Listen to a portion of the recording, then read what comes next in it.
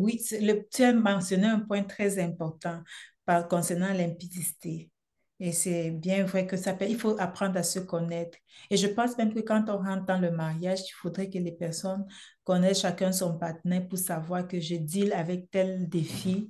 Et comme ça, je sais que, un peu comme quand quelqu'un connaît qu'il a des grosses envies culinaires, sa partenaire doit savoir que pour qu'il n'aille pas commencer à manger et dépenser tout son avoir au restaurant. N'est-ce pas? Et en même temps, ça permet de connaître dans la vie spirituelle comment s'aider et s'entraider dans la marche chrétienne. Je sais que j'ai mon épouse qui a peut-être une grosse difficulté avec soit le mensonge, la colère ou l'orgueil. Alors, je sais que comment travailler avec elle sur ça. Puis mon mari aussi, je sais que il faut se connaître et être capable de dire nos faiblesses pour que l'autre puisse aussi savoir comment nous aider, tant dans la prière que dans les encouragements. Donc, je trouve que c'est important aussi de, comme tu l'as si bien dit, vaincre cette forteresse-là en amont et aussi même en parler dans le couple, c'est important. Oui. Alors, un point que j'aurais aimé connaître, c'est vrai que je l'ai découvert parce que l'amour enseigne beaucoup de choses, mais j'aurais aimé connaître, et puis j'aimerais le dire aussi aux autres, que dans le mariage, on vient dans le mariage pour servir. La règle d'or du mariage, ce n'est pas fait, Oh, oui, ce n'est yes. pas fait ce que tu voudrais qu'on te fasse. La règle d'or dans le mariage, c'est fais ce que tu voudrais, il voudrait qu'on lui fasse. En fait, c'est pas moi qui cherche, parce que tu vois, dans la Bible, c'est fais ce que tu voudrais qu'on te fasse. Mais dans le mariage, c'est fais ce qu'il voudrait qu'on lui fasse, ou bien fais ce qu'elle voudrait qu'on lui fasse. Donc, il n'est plus question de toi, mais il est question d'elle, il est question de Donne lui. de lui, Oui. exact. Donc, si lui, il aime son café avec de sucre dedans, fais-lui son café avec le sucre sans trop lui faire la leçon de... Ça t'évite des problèmes. Et si elle aime le massage ou je ne sais pas quoi, fais ce qu'elle voudrait qu'on lui fasse. C'est ça la règle de la... Exactly. On vient pour servir, en fait. Ça, c'est très important. Donc, le plus souvent, on croit que, oh non, on va toujours me donner, donner, donner. Je vais recevoir l'amour, je vais recevoir, recevoir. Non. Dans le mariage, vraiment, c'est d'abord Mhm. donner. Ça, Mhm. c'est important. Oui. Un autre point que j'aurais aimé savoir avant le mariage, c'est que on ne se marie pas pour être heureux, mais on est heureux avant de se marier. Mhm. Parce que le plus souvent, on voit une jeune fille, elle est belle, mais elle ne fait que faner chaque jour parce qu'elle n'est pas mariée. Et elle se dit que, oh non, quand je vais me marier, lorsque je veux trouver le prince charmant, oh, je serai la femme la plus heureuse de la terre.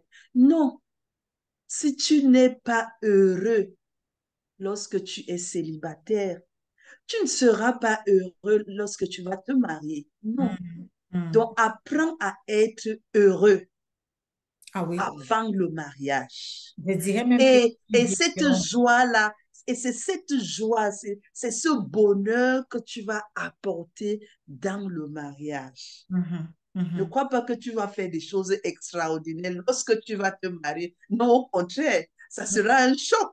Mhm. Mhm. Donc, Un point tellement important. exact, apprendre à être heureux lorsqu'on est célibataire avant le mariage. Et Mhm. lorsqu'on se marie, on apporte cette joie, ce bonheur dans le mariage. C'est tellement important parce que des fois, on arrive dans certaines phases de la vie où si on avait été habitué à dire mon bonheur dépend de mon conjoint ou de ma conjointe, le jour qui n'est pas prêt à nous donner cet amour, on Oh, déprime, c'est la dépression, c'est l'anxiété, c'est l'anxiety, exactly. puis tout va très mal parce qu'on avait été habitué à remettre notre bonheur entre les mains de Loin quelqu'un. de quelqu'un. C'est lui qui fait ma joie, c'est lui qui fait mon soleil, ma lune, tout. Mais le jour qui n'est pas là, tout Hmm? s'effondre autour de nous, ou bien le Ça c'est jour où vrai. il décide d'être un petit peu méchant, hein, tout s'effondre autour de nous. Mais si j'avais appris à faire, mon bonheur ne dépend que de moi, ok, je ne remets pas ma vie dans les mains de quelqu'un d'autre, alors je pense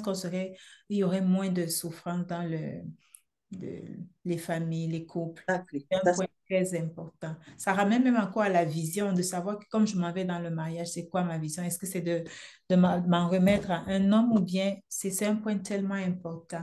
Un point que j'aurais aussi aimé savoir, c'est, je pense que tu l'as un peu mentionné aussi d'une autre façon, rien n'est acquis. La vie, c'est le mariage. Dans le mariage, rien n'est acquis. Ni les victoires, ni être à l'abri des échecs, rien n'est acquis. C'est un champ de bataille constant où chaque fois on gagne un petit peu plus, on réussit un petit peu plus.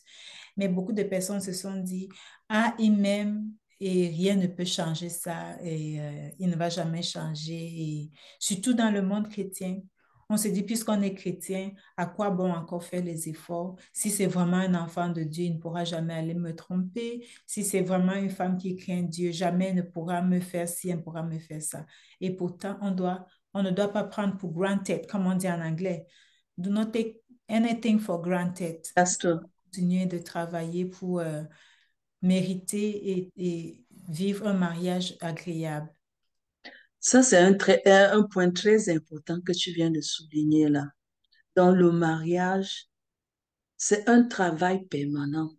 Tu ne Mhm, peux pas arriver à un niveau de ton mariage, tu dis que c'est parfait.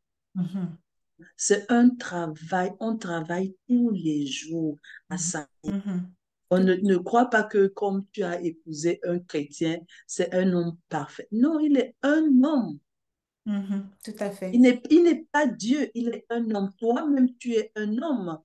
Donc, chacun doit travailler constamment Mhm, pour le bonheur de la famille, du foyer. mhm, Yeah. Un autre point que j'aimerais souligner, tu as un peu également parlé de ça. On ne vient pas dans le mariage pour recevoir l'amour, mais c'est pour donner mhm, mhm, l'amour. Le vrai amour se donne. C'est un La don. pa- exact. La parole de Dieu dit que Dieu a tellement aimé le monde qu'il a donné. Ce n'est pas dit qu'il a reçu, non. Lorsque tu aimes une personne, tu donnes l'amour. Tout à fait. Voilà le vrai sens de l'amour. Le vrai sens de l'amour, c'est de donner. Donc, j'aurais aimé qu'on me dise, qu'on me répète ça, que Mhm, tu vas dans le mariage, c'est pour donner. mhm.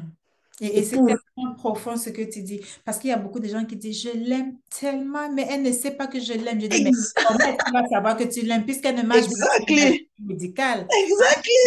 Il n'y a pas une imagerie médicale conjugale qui permet d'aller scruter le cœur d'une femme ou Tellement. pas qu'il l'aime vraiment. Non, il faut que tu donnes quelque chose. Ça peut être des paroles. Tu dois Mhm. lui dire des paroles pour qu'elle entende, elle le sache. Ça peut être Exactly. des services, ça peut être des Mhm. cadeaux, ça peut être du temps, ça peut être de n'importe quoi, mais il faut donner quelque chose de concret. Vois-tu? L'amour n'est pas en parole Ce n'est pas seulement. mental. Il faut donner, il faut Ce n'est pas donner, se spirituel, donner. là. Il faut que ça se voit, que ce soit palpable. Et le plus difficile, c'est lorsqu'on donne et qu'on n'a pas le retour. Ouais, Justin. Tu vois, Mhm, parfois tu donnes, mais tu n'as pas le retour immédiat. mhm, Si tu ne dois pas te décourager, puisque tu dis que tu aimes cette personne. mhm, Donc, tu dois continuellement donner, offrir, donner cet amour mhm, en attendant de recevoir. mhm. Donc, ton objectif n'est pas de recevoir, ton objectif est de donner, donner, donner. Et ce qui est merveilleux, Si oui. tu reçois, oh Dieu merci, Et j'ai ce qui reçu. est merveilleux, c'est que dans la loi comment je vais dire ça, la loi de la semence, Mhm. je donne, ça finit par revenir. Donc, ce qui Exactly, est c'est sûr, ça c'est que je que voulais dire. ce qui est Ça, c'est merveilleux, c'est sûr. que si je donne, je donne, je donne, je suis certaine, ça me reviendra. Ça va me C'est un revenir. peu comme les Ça, c'est bambous vrai. de Chine, ça va me prendre un peu de temps, mais ça finira par Ça revenir. revenir. Donc, ne te lasse Exactly. pas de donner, ma chère, toi qui nous écoutes, ne te lasse pas de donner, mon cher. Exactly. Donne en amour, donne dans les paroles, donne dans les actes, donne dans de l'aide, du temps, de l'attention. Ça finira par te revenir. Tu recevras de l'aide, du temps, de l'attention, toi aussi. Alors, un point que moi j'aurais aussi aimé connaître, c'est que on s'en va dans le couple. Il n'est pas juste question de s'aimer et de boire de l'eau. Mais il y a Mhm. une question aussi de l'argent. Exactly. La question de l'argent, alors comment je fais avec l'argent? Est-ce que chacun a son argent? Est-ce que je gère mon argent comme je veux? Est-ce que je lui remets mon argent? Est-ce que l'argent, c'est pour acheter quoi? C'est pour aller en voyage et faire... J'aurais aimé ça qu'on nous donne une petite éducation financière. Bon, déjà même que beaucoup d'entre nous, quand on a grandi, on n'avait pas été habitué à avoir des sommes d'argent dans nos mains. Peut-être pour ceux qui ont travaillé avant d'entrer dans le mariage, oui. Et même des fois, quand tu avais commencé à travailler avant, étant encore célibataire, tu gérais ton argent comme tu veux. Exactly. Maintenant, comment ça se présente? Puis ça a été une source de beaucoup de conflits, de chocs quand il fallait Hmm. arriver sur la question de l'argent. Moi, souligner sur ce point que avant de se marier, il faut cultiver l'esprit de partage, Mhm, savoir partager.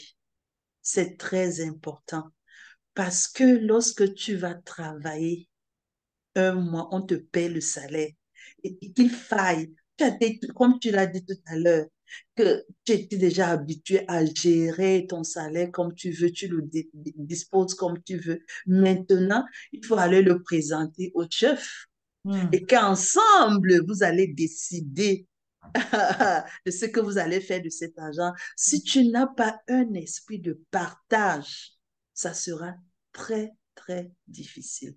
Donc, avant de se marier, il faut cultiver un esprit de partage, savoir partager avec les autres. mhm. Tout à fait. Donc, un autre point que j'aimerais savoir avant le mariage, c'est que le mariage, ça revient au point où à un des points que j'ai souligné. Le mariage est le début. C'est une maison qu'on bâtit. Mhm, Le mariage est le début d'une construction, un bâtisse. Vous deux, vous allez bâtir ensemble. mhm, Donc, tu ne vas pas dans le mariage pour croiser les mains parce que quelqu'un d'autre a déjà travaillé et toi, tu viens jouir. Non, tu apportes ta pierre à l'édifice parce que vous allez construire quelque chose de solide ensemble. mhm, mhm. Ah, Donc, il faut avoir ça en pensée que lorsque je m'en vais dans le mariage, c'est pour bâtir une vie, c'est mhm, pour bâtir une maison, c'est pour bâtir une relation durable. mhm. Comme C'est- tu l'as dit, mhm, ce n'est pas chose parfaite que c'est un monsieur parfait, une femme parfaite, non. mhm, Deux personnes imparfaites qui doivent maintenant bâtir quelque chose qui sera parfait, mhm. Je suis tellement, j'aime beaucoup ce point parce que de plus en plus d'ailleurs, la société nous l'impose. n'est-ce Quand pas? on regarde les histoires d'avant, c'était un privilège. Il y a telle jeune dame qui a été demandée en mariage, puis elle vient vivre dans un palais où elle a presque de tout, la famille. Exactly. Mais aujourd'hui, tu vas arriver dans un endroit où c'est quasiment imparfait. Il y a plein de choses à compléter. Peut-être le monsieur a juste un lit avec un petit réchaud. Tu vas Mhm. devoir apprendre à bâtir avec lui. C'est pour ça que ça amène encore à parler des femmes de vision que nous sommes en tant Exactly. qu'enfants de Dieu et étant les modèles de cette maman, la mère de Lémuel dans la parole dans Proverbe 31. On se rend compte que non, on ne peut pas juste venir s'asseoir et enjoy ce que quelqu'un a bâti. Déjà, même que c'est rare, il n'y a plus cet homme riche qui, à 25 ans, a déjà tout un patrimoine. Si on n'est pas N'est-ce des pas? décideuses, on doit être capable de pouvoir l'épauler à réaliser ses rêves parce que c'est ça l'aide. On est là pour l'aider à, tu vois, un peu comme Ève, notre mère Ève, elle est venue pour aider Adam dans sa vision. Il avait la gestion du monde entier. Exactly. Puis quand elle vient, si elle ne comprend pas la vision, elle va juste, avec ce qui est arrivé, c'était arrivé, elle n'avait pas compris c'est quoi son rôle. Donc quand je viens dans un mariage, je viens pour aider à bâtir, je viens pour aider à soutenir la vision, je viens pour aider à soutenir le ministère, quel que soit le Exactement. ministère quand je dis ministère, ça veut dire en fait le service que mon époux a dans son cœur en me choisissant. Donc, je pense que quand il nous choisit, c'est parce qu'il s'est dit, avec cette femme, je vais aller loin. Il faut vraiment pas qu'on on tombe dans le piège de dire, moi, je viens juste faire, je suis assise là, j'enjoy ce que je peux. Non, c'est un peu égoïste et puis ça va à l'encontre de ce qu'on a vu tantôt. N'est-ce pas? J'aime tellement ce point. Puis un point que j'aurais aimé aussi savoir, c'est que on peut s'aimer. Tu sais, au début du mariage, là, dans les fiançailles, on s'aime tellement, ça passe vite, on est délicat les uns avec les autres, mais on oublie que ce n'est pas la personne que tu as en face de toi, ce n'est pas ton frère de sang, ce n'est pas ton, il n'est pas de ta famille, mais parce que tu vas apprendre à le connaître. Tu vas apprendre à le connaître. Ce n'est pas ta sœur de sang, tu vas apprendre à le connaître, tu vas apprendre sa philosophie, il te faudra aller découvrir c'est quoi son background culturel, de quelle famille est-ce qu'il sort, pour comprendre pourquoi est-ce qu'il pense souvent les choses comme ça. OK? Et il y en a dans certaines familles, on ne jette pas la nourriture. Même si c'est déjà en train de vouloir virer, là, on doit trouver une solution pour ça. Mais toi, tu as vécu peut-être dans l'opulence, peut-être tu es déjà que tu croques une pomme deux, trois fois après, si ça te plaît plus, tu jettes et puis tout ça. Tout ça, ça peut être quelque chose qu'il faudra apprendre à connaître. Il Ça, faudra... c'est ça, c'est très important parce que pendant les fiançailles, Mhm. on ne peut pas se dire qu'on se connaît véritablement. Non. Nous parlons ici dans le cadre d'un mariage chrétien parce que nous avons juste peut-être quelques mois de fiançailles et directement nous entrons dans le mariage. Donc, il faut être patient l'un envers l'autre, c'est-à-dire que dès que vous vous mariez, c'est là que vous commencez à vous étudier, à vous comprendre. Parce que avant le mariage, vous ne vous connaissez pas. Mhm. Le plus souvent, dès que les gens se marient, premier petit problème, oh, ça devient un clash. Non, tu ne le connaissais pas. Non. C'est maintenant que tu vas l'étudier, comme tu l'as dit, savoir ses goûts, son caractère même, Comprendre même sa philosophie. Pourquoi et est-ce qu'il comprendre fait ça telle chose à cette exactly, place et non pas à cette place? exactly, Ouais. exactly, Oui, même jusqu'aux heures, même l'utilisation de son temps.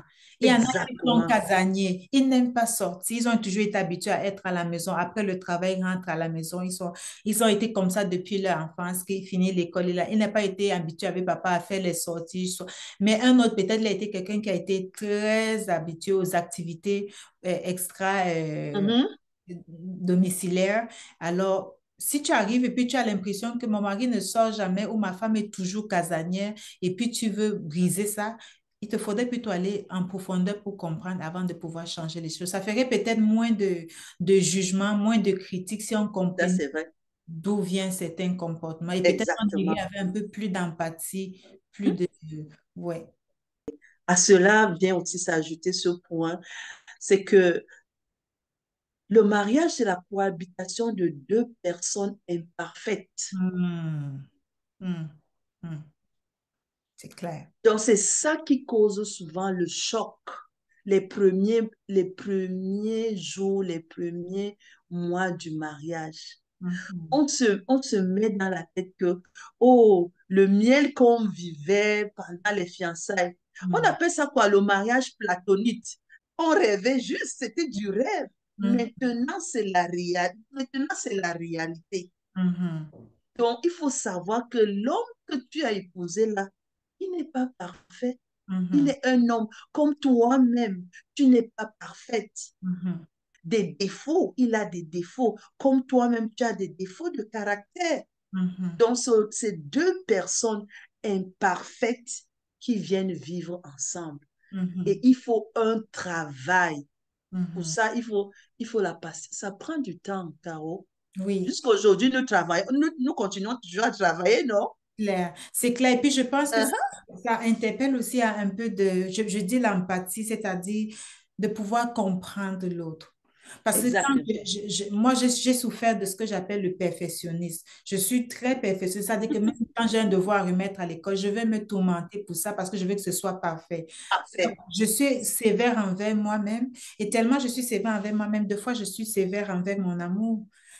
Et or, ça ne devrait pas être comme ça. Ça devrait être plutôt l'empathie de savoir que peut-être qu'il fait de son mieux ou peut-être qu'il y a quelque chose qu'il ne comprend pas ou peut-être il y a quelque chose qui vit. Ces deux êtres imparfaits, comme tu dis. Alors, pourquoi tenir rigueur à quelqu'un à l'autre. voilà, tu vois. Et je pense que là, c'est pour ça que je donne tellement le chapeau je veux l'appeler Père Adam, à notre papa notre ancêtre. Parce que imagine qu'il n'avait pas compris ça. Ben, il aurait tout foutu en l'air.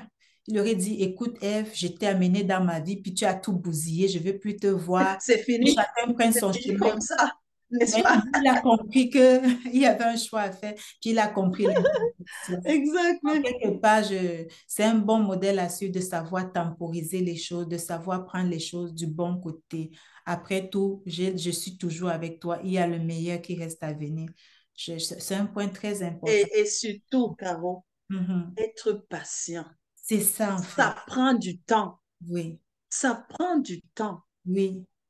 pour vous comprendre, pour harmoniser votre travail.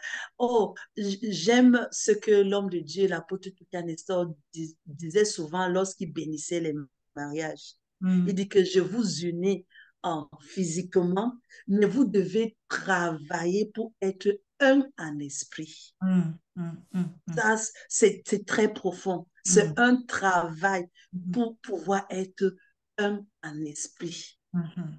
Donc, Alors, et nous devons être patients, patienter que le conjoint puisse changer, patienter que la conjointe puisse changer. Il faut être patient. oh, ça me fait rebondir sur le point suivant que auquel je pensais. C'est qu'on ne doit pas être scandalisé, mais je pensais que c'était une sœur. Une sœur qui fait ça. Tu dis que tu es un chrétien et puis tu Tu me fais des blesses. choses comme ça? Mais tu dis que tu crains la parole de Dieu. Tu ne sais pas que la parole de Dieu a dit, Marie, aimez vos femmes. Ou bien le monsieur qui dit, vois-moi une chrétienne comme ça, tu pries en langue et tu es insoumise. Mais non. Ça, il faudrait que j'aurais aimé savoir que oui, tu l'as rencontré à l'église, oui, il dit qu'il est chrétien, mais ça ne veut pas dire que c'est un parfait que tu as trouvé. Exactly. C'est Exactly. avec Dieu qu'il est chrétien, mais avec là, il y aura des choses qui vont te choquer. Ne te sens pas choqué. Même si tu es un ministre de Dieu, ne te sens pas choqué que même il rate la prière ou qu'il paraisse dans la prière ou que tu doives lui rappeler de lire sa Bible certains moments. Parce qu'il y a des fois, on est choqué. On pense que je m'avais rencontré un super héros qui ne faiblit jamais. Mais non, mais la Bible nous montre même que tous, il y en a des moments de victoire puis des moments de faiblesse. Un Exactly. peu comme Noé, il a faibli, mais il y avait des moments où il était très fort. Donc, Exactement. c'est un peu ça. Mhm. Et là, on parvient à ton dernier point. Oh, mon dernier point, c'est que Dieu doit être la fondation de votre mariage. Mhm. Je parle ici aux jeunes chrétiens. Quelqu'un qui dit que, oh, je peux aller épouser un non-croyant et puis je sais que elle va se convertir. Je n'en disconviens pas. Si tu as cette capacité-là ou si tu as une grosse foi. Mais la parole de Dieu dit que celui qui bâtit une maison sans l'Éternel a bâti en vain. Mhm. Donc, la base du mariage, c'est Dieu. Mhm. Ah, ça, C'est Dieu. La base du mariage, c'est Dieu. Si vous voulez avoir un mariage heureux, mettez d'abord Dieu à la base. Je parle des gens qui, la crainte de Dieu, quelqu'un qui craint Dieu. Mhm. Mhm. Donc, Dieu doit être la base du mariage. J'aime ce que quelqu'un a dit que c'est Jésus qui est le ciment Mhm. qui unit les deux personnes. Donc, Mhm. si ce n'est pas Jésus qui vous unit là, vous n'allez pas faire long feu. Mhm. Ça, Mhm. ça c'est mon C'est ton dernier point. compte. Point S. S, Donne-moi E. E, Donne-moi X. X, Donne-moi E. O, E, Là, tu et le découpes quel sexo, mot? oui. Oh oui, moi, c'est mon mot de la fin. Ok, ok. Est-ce que je voulais parler de la valeur, la place, l'importance du sexe dans le mariage? Exactly. Et je le dis avec beaucoup de joie, beaucoup de liberté, avec beaucoup d'enthousiasme. Pourquoi? Parce que c'est quelque chose qui a été créé par Dieu lui-même. Puis Tout le à diable a fait. juste volé et puis il a manipulé, il a mis Non, sa non. mauvaise onction dessus et puis ça a donné ce qu'on appelle pornographie et tout ce qu'on connaît aujourd'hui. Mais à la base, c'était la chose de Dieu. Comprends-tu? Il a prévu ça pour que souvent on aille au ciel et avant de revenir sur la terre. Donc, c'est tellement important le sexe dans le mariage. Ça fait vivre longtemps, ça permet de se connecter, ça permet de grandir en complicité. Je ne veux pas trop m'étendre parce que j'entends bébé qui pleure, mais la valeur et la place de la satisfaction sexuelle est tellement importante. Je pense que dans ta chaîne, et puis n'hésitez pas à aller vous abonner et visiter le contenu. Je pense qu'on parle du sexe aussi, la place de l'intimité sexuelle dans le mariage. En tout cas, c'est quelque chose qui nourrit tellement, ça rend heureux, ça fortifie. Ce n'est pas pour te couper la parole. Je dis toujours que si Dieu n'a pas eu honte de créer le sexe, Hmm. pourquoi est-ce que nous devons avoir honte d'en parler ou bien d'en jouir? Et non, dans, Ah! Et on dit come que la on, parole de Dieu dit baby, que tout ce que Dieu a fait est bon. Ça c'est veut dire très que bon. Dieu est très bon. Ça veut C'est dire quand que il a Dieu... même prié l'homme qu'il a dit que c'est très bon, tout était parfait. Donc, si maman Michela, je voulais te dire infiniment merci d'avoir pris du temps d'être avec nous. De Et, quoi? Merci, merci beaucoup de m'avoir invité sur le plateau. merci. Bon, merci les chers auditeurs qui nous ont écoutés. N'hésitez pas à aller vous abonner si vous passez sur la chaîne pour la première fois et restez bénis. Bye. Bye bye.